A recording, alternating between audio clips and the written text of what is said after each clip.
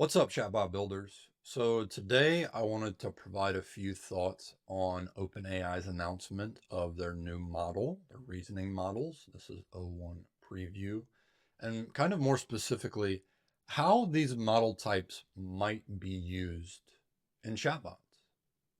So for those of you that are unaware, OpenAI just recently announced O1 Preview, which is available for most of us inside of ChatGPT, right? Unless you've got some API super whammadine level 5 tier that you can use in the API. But anyways, reading through this announcement, we've developed a new series of AI models designed to spend more time thinking before they respond.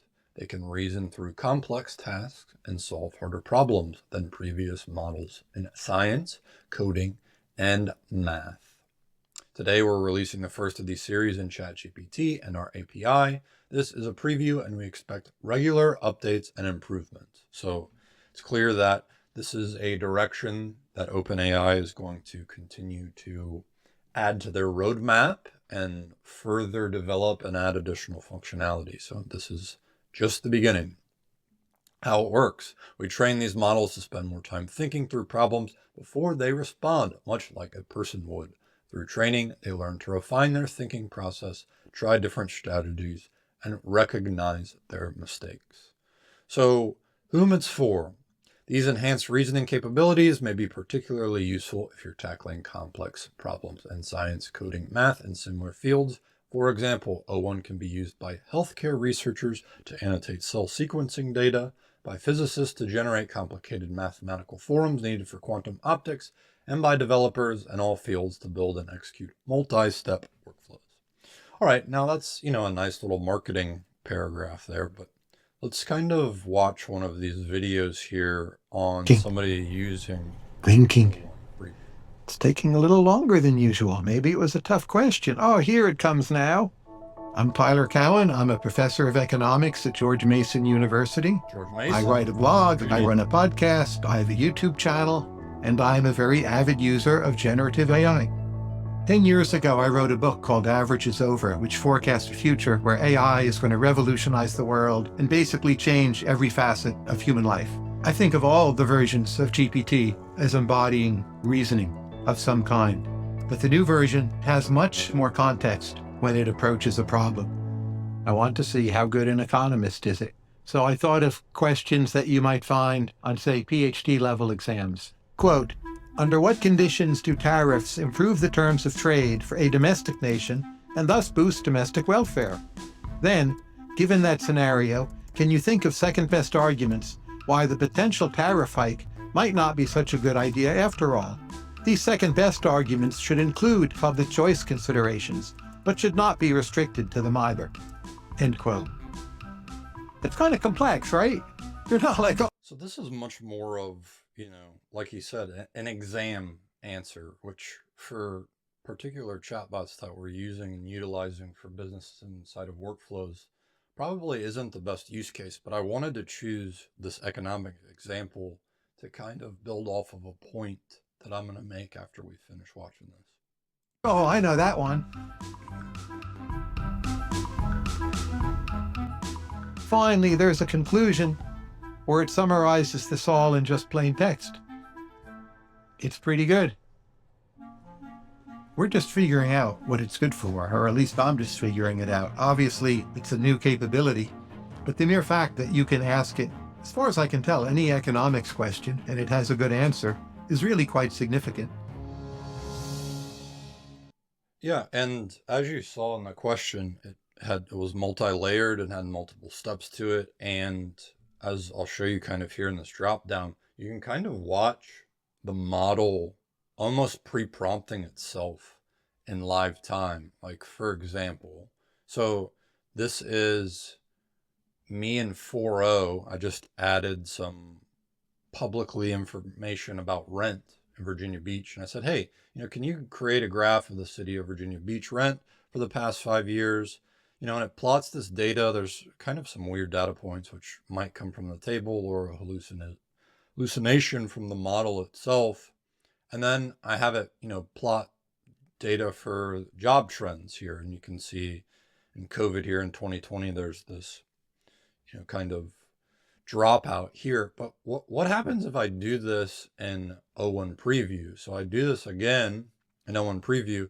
Now you can't upload files directly to O1 Preview yet inside of ChatGPT, but I say, hey, plot me job growth data for Virginia Beach in the past 10 years. If I click this drop down, it took 20 seconds to respond. It's kind of going over how it is thinking through solving this problem, which is, okay, I need to gather the data. I need to analyze it. I need to consider what sources these are, which is really interesting to kind of see on the back end here. And then the answer, it kind of gives some bullet points here because it doesn't have the ability to plot here with code execution like 4.0 does inside of ChatGPT window. But I do notice that it says that it's got some data here. So I ask it again, hey, can you, instead of plotting it so that you can't, execute code, which is what these plots, do on the back end, just put it in a table so I can see it. And, it says, here you go, here's some unemployment rates. And once again, if I click this drop down for 28 seconds, it's kind of going over how it is solving this particular query from the user. So that's kind of cool to see. And so, okay, how does this relate to chatbots? Connor, you've been kind of rambling on about generic things. So if we think about chatbots that are customer facing, that are answering FAQs, that are helping with lead qualification or lead gen or booking meetings attached to social media, I actually don't think that O1 Preview is going to be that helpful and useful. And especially if it's going to take longer for a response time, because if it's just, let me grab this level 1 customer support answer and fire it right back to the user, like you want that to be snappy, right? Because people, they're going to leave if they have to wait 20 or 30 seconds in between responses with a chatbot. But this is where I am interested to see O1 Preview and similar reasoning models move towards. And there's a reason that I chose, this data. Like, give me population growth data. Give me economics data. Because where I see O1 being implemented is inside of internal tools for businesses with a chat-like experience. I'm already working with manufacturing companies that say, Connor, I've got all this product data, but I want to chat with it. Can you help me chat with this product data? Because it's going to make us more efficient. And that's already happening now. But I think the +1 to this and plus X is not only do I want to talk with all of this data, I want to do something with it. I want to plot it in a chart and a graph. I want to extract insights and trends from this data. And this is where I think O1 Preview and the similar reasoning models are potentially going to shine inside of chatbots. So I hope that we have the ability for file upload and the OpenAI Assistance API gets O1 Preview, because that's when I want to start testing the responses versus the assistants that I already have in production that are already talking to this data. Does O1 Preview give us a quality output boost? And also, does it allow us to do maybe some additional things with this data that the existing models just were kind of struggling, or it was, something that needed to be hard coded into each thing? And if the model itself can just take over that task, I think that'll be really cool to see some examples of this inside of these chatbots. But anyways, I wanted to keep it short and sweet here, and we don't have a lot. If you have ChatGPT, you should have access GPT Plus, and you're paying the $20 subscription. You should be able to click the drop down and go to O1 Preview and O1 Mini and try these out. But it is severely restricted at the moment. I think it's 30 messages per week. And I already burned a couple here with this example. So it's not going to be a ton of things from a testing perspective that we can do right now, and especially because the API is limited for, high users, high end users, but more to come. And I'll be interested to see this from an internal tool perspective.